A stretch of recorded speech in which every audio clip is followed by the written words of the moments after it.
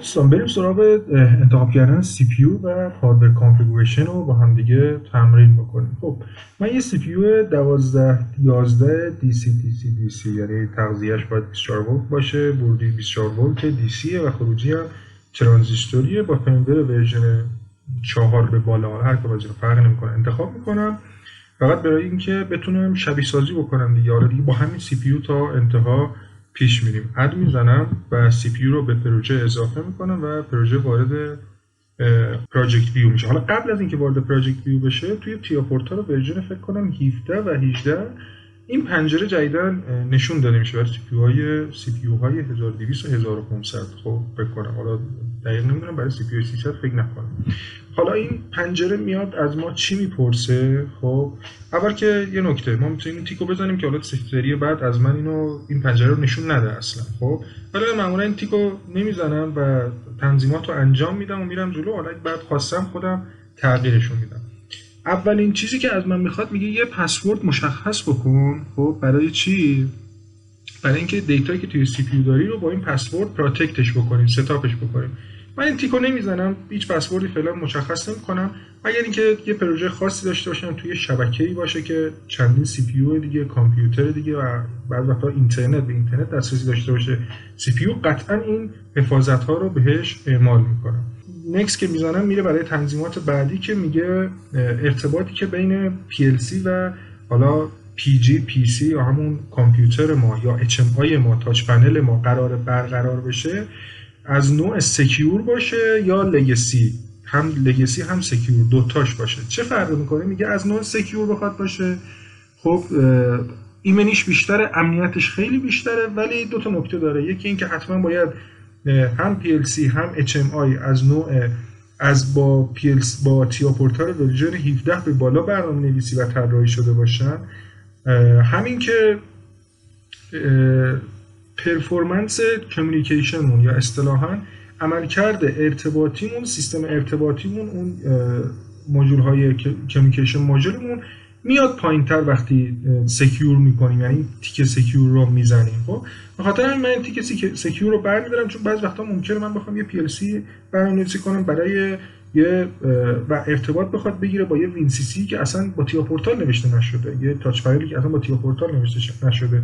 البته این تیکو برمی‌دارم که لگسی رو هم برای من ساپورت بکنه. آخرین تنظیمی هم که از من میپرسه اینه که به روی PLC میخوای پسورد بذاری، حالا فول اکسس باشه، رید اکسس باشه، HMI اکسس باشه، میخوای پسورد بذاری یا نه، یا اصلا هیچ اکسسی بهش نمیدی، مثلا پسورد باید اینجا انتخاب بکنی دیگه. یه پسورد میزنی که هر موقع یه نفر بخواد دانلود کنه، آپلود کنه، برنامه رو برداره از رو PLC، برنامه بریزه رو PLC، ارتباط با HMI بخواد برقرار کنه، اون پسورد باید داشته باشه. اینم من فعلا فول اکسس میذارم، هیچ پسوردی نمیدم. نکس، تموم شد، فینیش.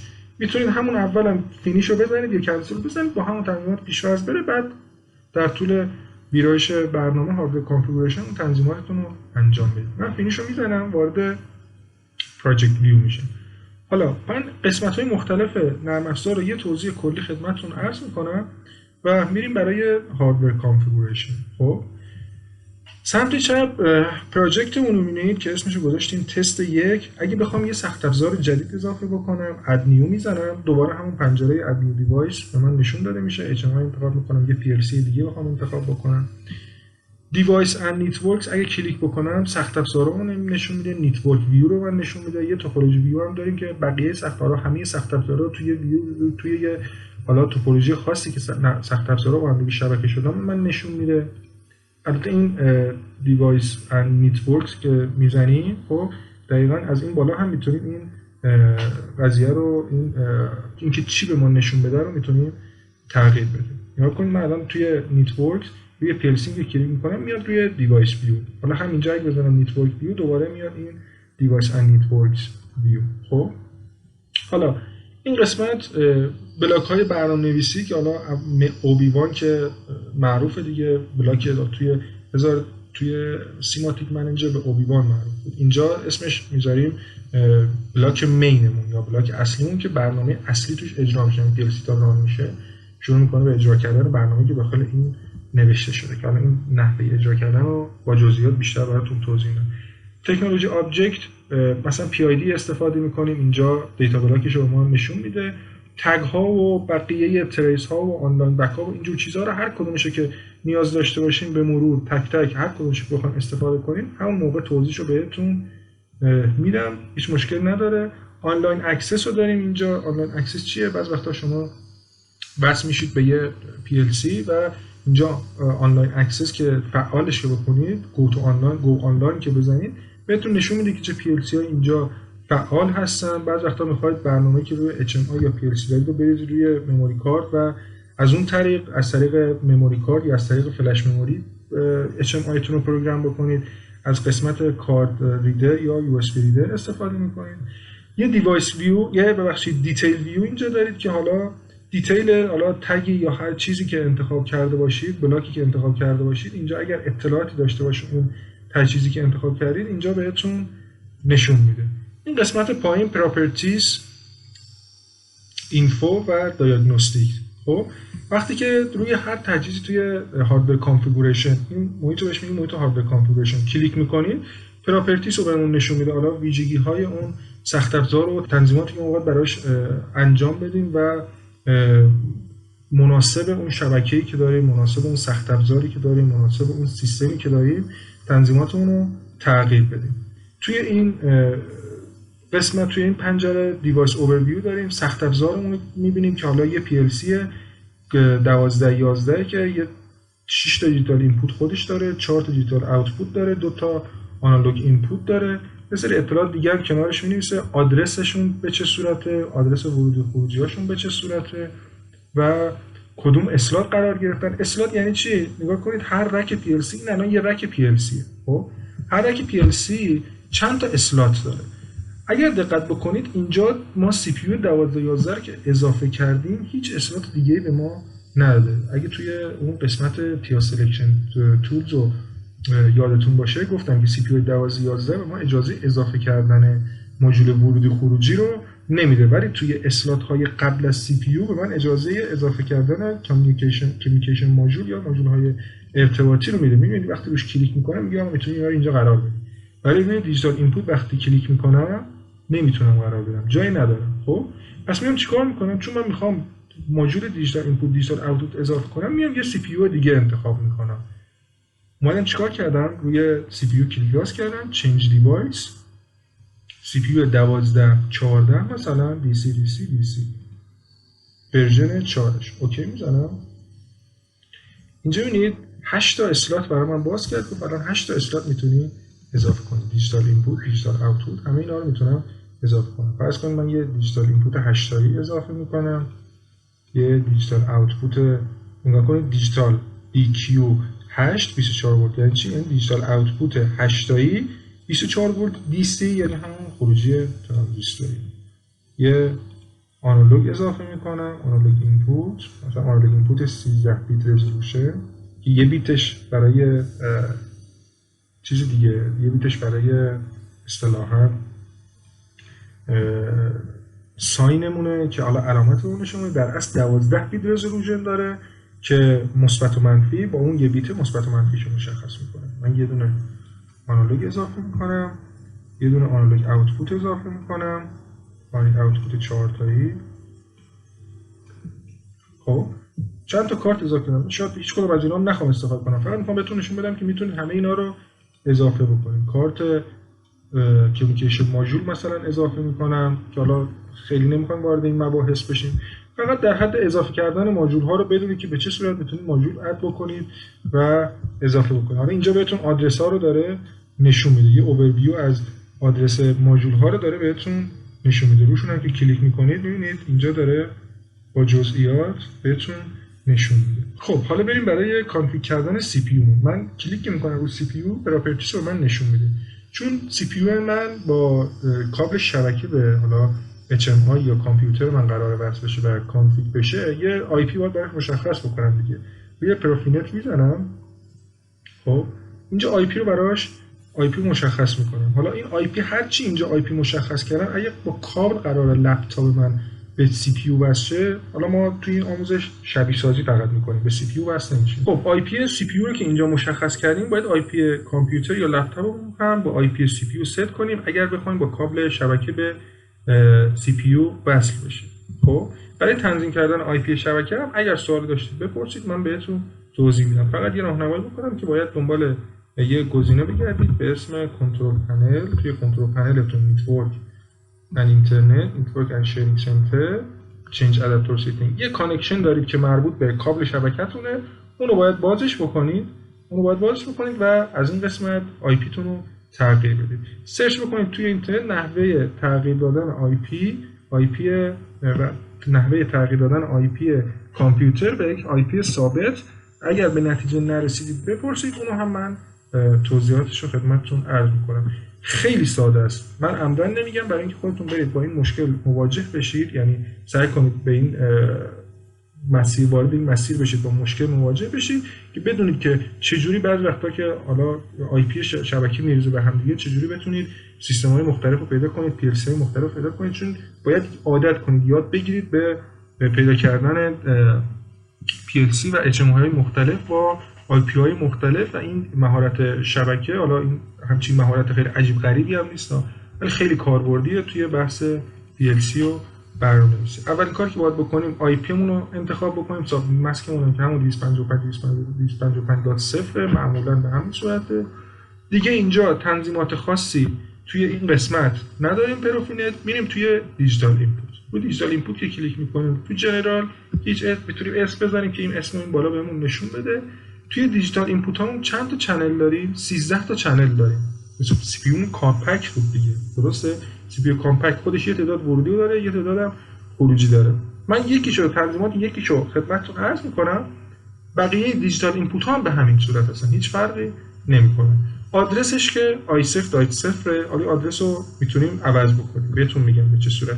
یه اینپوت فیلتر داریم. اینپوت فیلتر میگه چی؟ میگه آقا خانم، اگر ورودی دیجیتال شما خب تغییراتش خب کمتر از این زمانی بود که اینجا مشخص کردیم، من اون نمیتونم تشخیص بدم. این یعنی چی؟ یعنی که فرض کنید ورودی دیجیتال شما قطعه، ورودی دیجیتال شما وصل میشه، من انتخابش کردم مثلا 20 میکروثانیه، ورودی دیجیتال شما وصل میشه، زیر 20 میکروثانیه قطع میشه دوباره، یعنی توی 10 میکروثانیه وصله، اصلا نمیتونه بخونتش پی ال سی، اصلا نمیتونه بخونتش، یعنی خیلی سرعت زیادی میشه عملا. خب عملا خیلی سرعت زیادی میشه.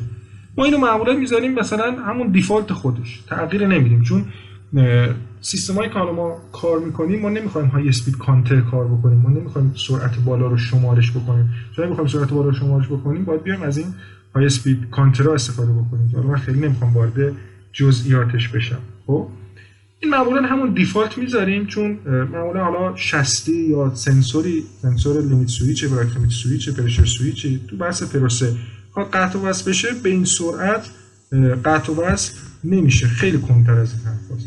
دو تا تیک داریم اینجا، من خیلی وارد جزئیاتش الان نمیشم، چون اگه بخوام توضیح بدم حقیقت امر خیلی مفصل میشه و باید یه سری مباحث دیگر بگم. Enable rising age detection, enable falling age detection. این یعنی چی؟ یعنی که اگر ورودی دیجیتال چنل صفر من، خب ورودی دیجیتال چنل صفر من میشه کدومش؟ میشه من 13 تا دارم دیگه، 13 تا چنل دارم، میشه i0.0. حالا نامگذاریشون هم عرض میکنم به چه صورته توی PLC. خب ورودی i0.0 من اگر از حالت 0 به 1 میشه رایزینگ ایج. یعنی چی؟ یعنی حالت 0 1 به این میگن رایزینگ ایج، به این میگن وصل شدن از 0 1 یا همون 24 ولت، به این میگن رایزینگ ایج. اینو مفهومش رو بدونید. حالا از 1 به 0 تغییر وضعیت دادن هم بهش میگیم فالینگ ایج. خب فالینگ ایج، رایزینگ ایج، خب یا پوزیتیو ایج، نگاتیو ایج، اینو هم بهش اصطلاحا میگن.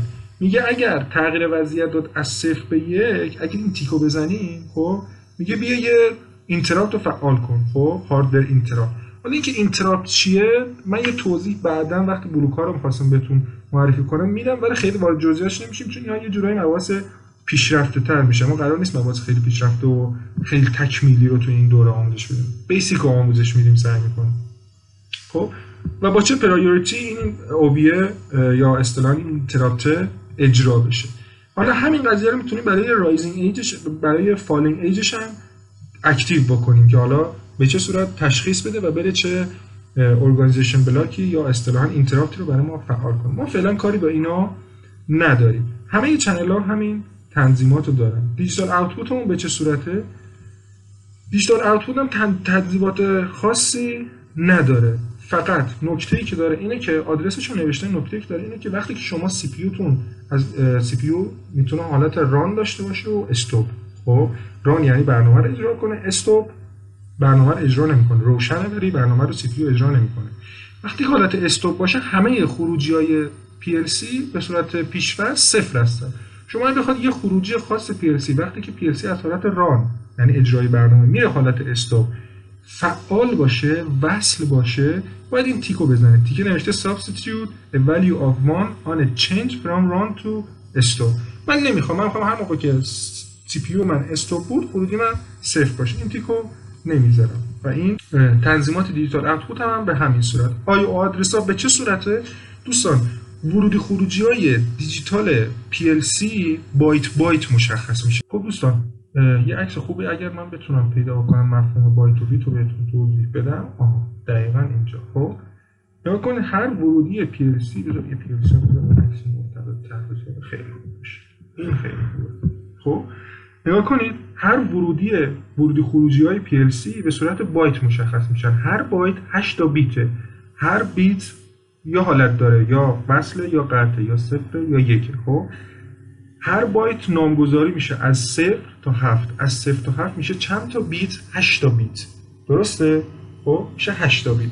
وقتی میگیم مثلا میگم ورودی i0.0، خب وقتی میگیم ورودی i0.0 یعنی بایت اینجا بذارید توی یکی از این چنل ها مثلا وقتی میگیم ورودی i0.0 یعنی بایت 0 بیت 0. خب بایت 0 بیت 1 تا 7 که میایم میشه بایت 0 بیت 7. یعنی از بیت 0 تا بیت 7 شو داریم. وقتی میریم بیت بعدی میشه ورودی i1. خب دیگه نمیگیم i0.8 میگیم i1.0 میریم وارد بایت بعدی میشیم. خب حالا نکته ای که هست اینه که این سی پی یو کامپکت من خب نوشته 2 تا بایت آدرس دیجیتال اینپوتش 2 تا بایته. خب 2 تا بایت داریم. من آدرس اولیه‌اش مشخص میکنم، بقیه‌اش رو خودش دیگه نامگذاری میکنه. مثلا الان اینجا استارت آدرسش رو گذاشتیم 0. خب از 0.0 تا 1.7 رو باید نامگذاری کنه. ولی ما چند تا دیجیتال اینپوت داشتیم؟ چند تا چنل داشتیم؟ 14 تا. از 0 تا 14 یعنی چند تا i1.5 میره. 6 و 7 تا دیگه نمیره. اگر 2 تا بایتمون کامل بود یعنی 16 تا دیجیتال اینپوت روی کامپکت روی سی پی یو داشتیم، این باید چنل 14 و 15 رو هم داشت و میشد i1.5 i1.6 i1.7. خب ولی اینجا نداریم دیگه. وقتی نداریم چه اتفاقی میفته؟ تا همون عدد i1.5 نامگذار میکنم. حالا من اگه به جای این صفر بذارم مثلا 25 چه اتفاقی میفته؟ دیجیتال اینپوت هایی که روی خود سی پی یو هستن آدرسشون میشه بایت 25 و بایت 26. من میرم توی چنل اسمشون عوض شد. بایت i25.0 تا i26.5. این مفهوم نامگذاری دیجیتال اینپوت ها بود. دیجیتال آوتپوت ها هم به همین صورته. آدرس دهیشون به همین صورته. i0 تا 1 چند تا دیجیتال آوتپوت دارم؟ دیجیتال آوتپوت ها 9 تا هستن. خب به علاوه 0 بخشید 10 تا هستن. 10 تا هم دیجیتال آوتپوت دارم تا Q 1 از Q 0.0 تا Q 1.1 نامگذاری میشه. این حالا مفهوم آدرس دهی، تنظیم آدرس دهی برای آنالوگ اینپوت ها به چه صورته؟ دوستان هر آنالوگ اینپوت با 2 تا بایت عملاً آدرسش نشون داده میشه. بذارید من یه مفهوم رو بیارم. بیت و بایت رو که گفتیم، بایت بایت.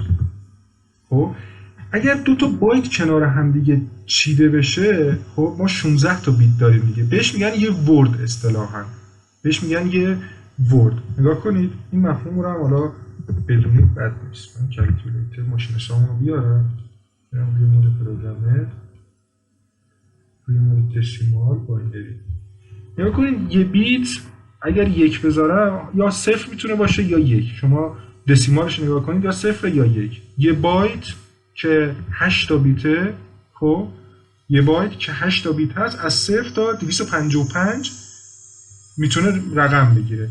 حالا وقتی بشه 16 تا از 0 تا 65535 که میشه 65536 حالت. خب معمولا یه بیت برای چیزه، برای ساین یا علامتمونه، من یکیشو پاک میکنم، از 0 تا 32767 که میشه 32768 حالت میتونه داشته باشه. ولی ما اگه یادتون باشه توی مفهوم آنالوگ اینپوت گفتیم از 0 تا 27648 رو میخونه. درسته که ما دو تا بایت داریم، 16 تا بیت داریم، یه بیتش که برای ساینه، اون 15 تا بیت دیگه از 0 تا 32767 ولی از 27648 تا 32767 تو زیمنز خالی گذاشته. خب زیمنز خالی گذاشته برای تشخیص اوورفلو و آندرفلو. یکی از علتاش البته اینه. خب حالا بریم ببینیم توی آنالوگ اینپوت. آنالوگ اینپوت به چه صورته؟ چه تنظیماتی برای آنالوگ اینپوت میتونیم داشته باشیم؟ تنظیمات آنالوگ اینپوتمون به این صورته که حالا جنرالش که یه اسم میتونیم رو ماژول بذاریم، کامنتی چیزی اگه بخوایم بذاریم. چنل صفر یه تنظیمات کلی داره، نویز ریداکشن، برای اینکه حالا اگر آنالوگ اینپوتمون نویزی گرفت نویزش کنسل بکنیم. نکته‌ای که داره اینه که منبع تغذیه شما خب با هر ولتاژی که داره تغذیه میشه، این میاد میگه چی؟ بذارید من یه نکته رو بهتون بگم. نگاه کنید من موسمو که نگه میدارم رو توی تیا پورتال هر قسمتی که موستون رو نگه داری یه هلپی رو به شما نشون میده، یه توضیح رو میده. اگه توضیحات اضافه داشته باشه، تکمیل داشته باشه، این پایین لینک بهتون میده که میتونید برید توی هلپش بخونید. اگه اینو بخونید نوشته چی؟ نوشته اینجا هر فرکانسی رو که شما اینجا انتخاب بکنید، خب میاد چیکار میکنه؟ CPU PLC توی سخت افزار هر نویزی که سوار بر این فرکانس باشن، فرکانس 50 هرتز، 60 هرتز یا 10 هرتز باشن رو حذف میکنه. به همین سادگی. دیگه من بیشتر از این وارد جزئیاتش نمیشه. میریم توی چنل صفرمون. چنل صفر میگه چی؟ آدرسش رو داره به من نشون میده. آدرسش IW64 یعنی چی؟ یعنی اینپوت، آنالوگ اینپوت دیگه. I یعنی اینپوت، W یعنی ورد. IW64 یعنی ورودی ورد با آدرس 64. این 64 شماره بایتشه. خب وقتی شما اینو میذارید 64 در اصل میاد اون قسمت از حافظه ورودی که مربوط به بایت 64 و 65 میشه رو اشغال میکنه برای این آنالوگ اینپوت. چنل بعد میشه 66. چرا؟ چون 65 رو چنل صفر اشغال کرده بود. درسته؟ این چنل بعد. خب بعد گفته چی؟ نوع ورودی آنالوگمون به چه صورته؟ اینجا ولتاژه. تغییرش هم نمیتونیم بدیم. چرا؟ چون آنالوگ اینپوتیه که روی خود CPU هست. من برم اگه یکی از این کارتا رو انتخاب بکنم، همون تنظیماتو داره دیگه. ولتاژ دارم، جریان هم دارم. روی ولتاژ چه حالتایی دارم؟ از منفی 2.5 ولت تا 2 ولت 2.5 ولت دارم، منفی 5 ولت تا مثبت 5 ولت دارم، منفی 10 ولت تا مثبت 10 ولت. یعنی این نوع سیگنال های آنالوگیه که میتونم داشته باشم. اگر کارنت انتخاب بکنم باز به همین صورت. البته این کارنت، این ماژولی که ما انتخاب کردیم فقط 0 تا 20 میلی آمپر داره. من بیام یه ماژول دیگه بخوام انتخاب بکنم که 4 تا 20 میلی آمپر هم داشته باشه بهتون نشون بدم. مثلا یه آنالوگ اینپوت دیگه انتخاب کردم، یکی از چنلاش میذارم روی کارنت. 0 تا 20 میلی آمپر دارن، 4 تا 20 میلی آمپر هم میتونم بهش سیگنال بدم. یعنی نوع سیگنال فیزیکی که قرار وارد آنالوگ اینپوت من بشه رو من میتونم اینجا انتخاب کنم. برگردیم به CPU ببینیم داشتیم چیکار میکردیم. خب تنظیم بعدی اسموثینگ. یعنی چی؟ این میاد اسموثینگ میاد چیکار میکنه؟ میاد میگه توی هر سیکل کاری میاد میگه آقا آنالوگ اینپوتی که میخوای بخونی، خب به چه صورت بخون. خب یعنی پرش ها رو بخون، پرش ها رو نخون. یعنی چی؟ یعنی که آقا هر سیکل کاری سی پی یو، خب هر سیکل کاری یعنی چی؟ یعنی مدت زمانی که طول میکشه که اوبی-وان اجرا بشه، یه دور کامل اجرا بشه. این مفهوم سیکل کاری رو دقیق‌تر توضیح میدم خدمتتون. این میگه اگر سیگنالت توی 4 تا سیکل کاری تغییرات داشت، اون تغییرات نمیره. هر 4 تا سیکل کاری یک بار میره اون مقدار آنالوگ اینپوتی که داره روی کارتمون هست به صورت سخت افزاری میخونه، قرائتش میکنه. یعنی چی؟ یعنی فرض کنید مثلا میگم این سیکل کاریمون باشه، خب مثلا هر چه میدونم با یه پالس مثلا فرض کنید مثلا این فاصله ها 5 میلی ثانیه هست، هر 5 میلی ثانیه میاد میخونه. خب یا مقدار آنالوگی میخوای بخونی، اگر مثلا میگم بذاریش روی یه سیکل یک، هر بار که این سیکل داره اجرا میشه، برو آنالوگ اینپوتش رو هم بخون. خب این چه اتفاقی میفته؟ بعضی وقتا انقدر سرعت تغییرات توی واحد زمانی های کم زیاد هست که ما نیاز نداریم به این سرعت. یه جورایی نویز میشه برای ما. خب یه جورایی منبع نویز میشه. خب ما میگیم چی؟ میگیم ما با هر 4 باری که این سیکل اجرا شد یا هر 16 باری که اجرا شد، خب استرانگ باشه. استرانگ یعنی چی؟ یعنی یه سیگنال نرم به من بده، سیگنال یه جورایی سیگنال که پرش داره رو به من نده. خب ممکنه نویز داشته باشیم و این سیگنال تغییرات زیاد داشته باشه دیگه، درسته؟ میگم آقا هر مثلا میگم 16 یا 4، هر 4 باری که سیکل اون اجرا شد یه بار بیا آنالوگو بخون. توی اون 4 باری که داره اوبیمون داره اجرا میشه، سیکلمون داره اجرا میشه، نیازی نیست بخونی آنالوگ رو. بذار آنالوگ اگه تغییراتی هم داره، تغییراتش برای ما توی اون بازه زمانی خیلی کوتاه 5 میلی ثانیه، 10 میلی ثانیه، 20 میلی ثانیه اهمیتی برای ما نداره. اینم معمولا ما همون دیفالتی که هست رو میذاریم. حالا دیفالتش برای این 4 سیکل بود، برای اینم میذاریم 4 سیکل، تغییری نمیدیم. خب دیگه تغییرات اینجا نداریم، تنظیمات خاصی نداریم. بقیه دیجیتال اینپوت آوتپوت، آنالوگ اینپوت آوتپوت دقیقاً آنالوگ آوتپوت حالا دقیقاً به همین صورت. آنالوگ آوتپوت میایم چیکار میکنیم؟ آدرس رو مشخص میکنیم که هر آنالوگ آوتپوتی دوباره 2 تا بایت یا یه ورد اشغال میکنه برای آدرس دهی. خب که شما میتونید اینجا مقدارش رو مشخص بکنید. آدرس ها رو هم میتونید مقدارش رو تغییر بدید. هر عددی که دلتون بخواد میتونید بذارید، در صورتی که همپوشانی با همدیگه نداشته باشه که ارور بده. خب یه تنظیم دیگه فقط توی سی پی یو داریم که مهمه، اونم چیه؟ این قسمت خدمت شما که عرض کنم سیستم اند کلاک مموری. سیستم اند کلاک مموری میگه چی؟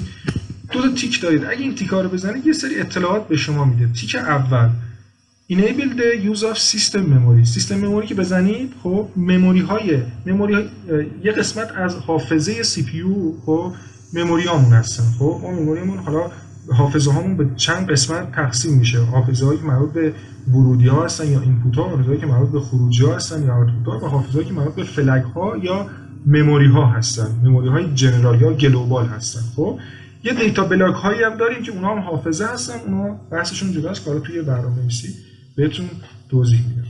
میاد ما ورودی ها رو با آی مشخص میکنیم، خروجی ها رو با کیو مشخص میکنیم، مموری های گلوبال رو با ام مشخص میکنیم. وقتی این تیکو میزنیم و آدرسش رو مشخص میکنیم، مثلا میگیم مموری 1 رو اختصاص بده به سیستم مموری. سیستم مموری میاد چیکار میکنه؟ خب سیستم مموری میاد یه سری دیتا به من میده. مثلا چه دیتایی به من میده؟ اگر دیاگنوستیک استاتوس چنجی داشته باشیم، این میاد این بیت از 0 به 1 تغییر وضعیت میده. بیت M1.2 تو همه شرایط ترو هست، یعنی وضعیتش 1. بعضی وقتا یه جاهایی نیاز داریم که یه چیزی رو با یه بیتی که همیشه 1 هست اند کنیم یا اور کنیم، اون جاها به درد میخوره.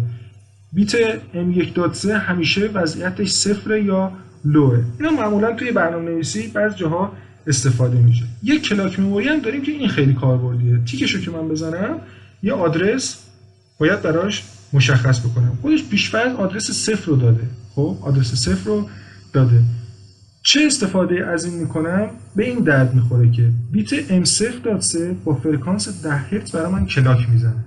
خب بیت M0.1 با فرکانس 5 هرتز برای من کلاک میزنه. این بعضی وقتا ما نیاز داریم که یه عملی رو توی برنامه هر مثلا میگم 5 هرتز میشه چقدر؟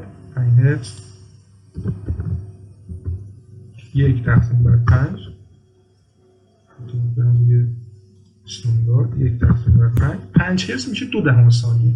من میخوام یه کاری رو هر 0.2 ثانیه تو برنامه من انجام بدم. مثلا میگم هر 0.2 ثانیه خب میخوام یه مقداری رو بخونه، هر 0.2 ثانیه میخوام یه پالس ایجاد بکنه. خیلی دقیق نیست از این بخوایم استفاده کنیم، چون معمولا اینو ما میایم توی اوبی-وان استفاده میکنیم، از اینتراپت های سایکلیک استفاده نمیکنیم که توضیحاتش به صورت کلی خدمتتون عرض میکنم بعدا. وقتی میایم از این استفاده میکنیم یه مشکلی داریم. خب یه مشکلی که بعضی مواقع دقتش توی سیستمایی که دقت یا زمانگیری یا یه جورایی زمانسنجی خیلی برای اون مهم باشه خیلی زیاد نیست، ولی برای کارهای جنرال سیستم‌های کنترل پروسه میتونه کمکمون بکنه، کار راه بندازه اصطلاحاً. خب حالا هر بیت میاد با یه فرکانسی برای ما کلاک میزنه. مثلا بیت M0.7 آخرین بیت هست با فرکانس نیم هرتز که میشه 2 ثانیه یه بار میاد یه پالس به من میده. خب میاد به من یه پالس میده که این میتونه خیلی کاربردی بشه. وقتی این تیکا رو میزنیم دوستان تگاش هم میاد توی تیبلمون تعریف میشه. این تگ ها هم میاد تعریف میشه که حالا بحث تگ ها رو که خواستم توضیح بدم خدمتتون متوجه میشید که به چه صورت این تگ ها رو تعریف کرده. فقط میخواستم اینو نشونتون بدم که تگش هم میاد به صورت کلی تعریف میشه. اگر هم تیکش رو بردارم تگ هم طبیعتا برداشته نشد، چون یه بار تعریف شده تگ دیگه برداشته نشد. خب خیلی مهم نیست برام. بقیه قسمت های تنظیمات CPU و هاردور کانفیگوریشن رو فعلا نیاز نداریم. توی حالا قسمت های بعدی هر جا نیاز داشتیم به این قسمت در طول آموزش حتما با جزئیات کامل خدمتتون توضیحاتش رو ارائه میدیم. این پنجره هم که گفتم عرض کردم خدمتتون آدرس ها رو بهمون میده، اطلاعات ها رو بهمون نشون میده و اطلاعاتی در رابطه با CPU و ماژول ها بهمون میده.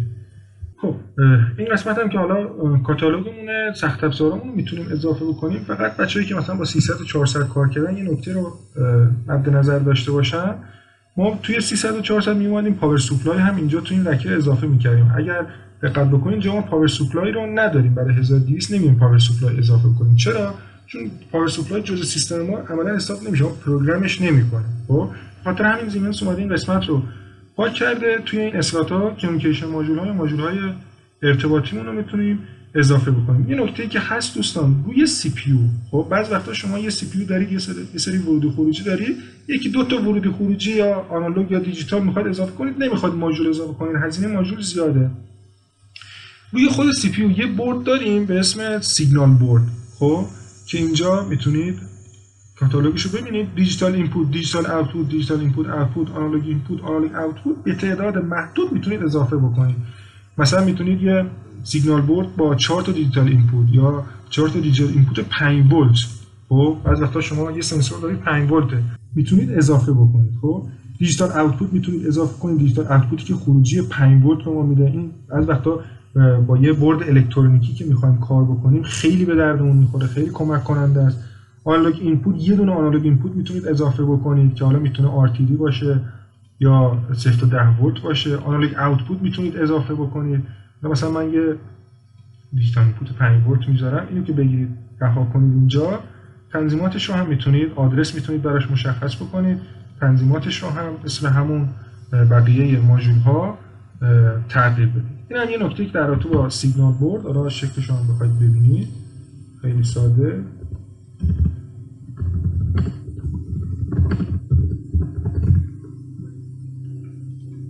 دقیقا میاد روی CPU نصب میشه این سیگنال بورد. این اگر CPU مون باشه به این صورت میاد روش نصب میشه و این هم کانکتور زیرش که میتونیم سیم کشی ها رو انجام بدیم. این حالا کلیات بحث هاردور کانفیگوریشن. امیدوارم که مفید بوده باشه تا اینجا. تو ادامه آموزش میریم مباحث پیشرفته‌تر و شروع می‌کنیم به برنامه‌نویسی. طبق حالا برنامه ریزی که اینجا داشتیم، ما سلکت PLC رو گفتیم چجوری CPU انتخاب می‌کنیم، PLC انتخاب می‌کنیم، مفهوم دیجیتال آنالوگ رو عرض کردم خدمتتون، کانفیگش رو عرض کردم خدمتتون، مفهوم اسلات و رک و اینجور چیزا رو هم خدمتتون عرض کردم. توی حالا قسمت‌های بعد دیگه شروع می‌کنیم مفهوم تگ رو تعریف کردن، چجوری تگ رو تعریف می‌کنیم، تگ چی هست، به چه دردی می‌خوره، آدرس دیمون به چه صورته، و شروع می‌کنیم به برنامه‌نویسی اولین مثالمون که اجرای روشن خاموش کردن همون LED بود که خدمتتون عرض کردم. امیدوارم تا اینجای آموزش‌ها اگر پشت سر هم دیده باشید خسته نباشید. قطعا به نظر من پشت سر هم آموزش‌ها رو نبینید، یک فاصله بینشون بندازید، سرچ بکنید، مطالعه بکنید، هلپ رو بخونید، اینترنت رو سرچ کنید، فارسی، انگلیسی، خیلی میتونه کمک کننده باشه در کنار این آموزشی که دارید مشاهده میکنید. خسته نباشید.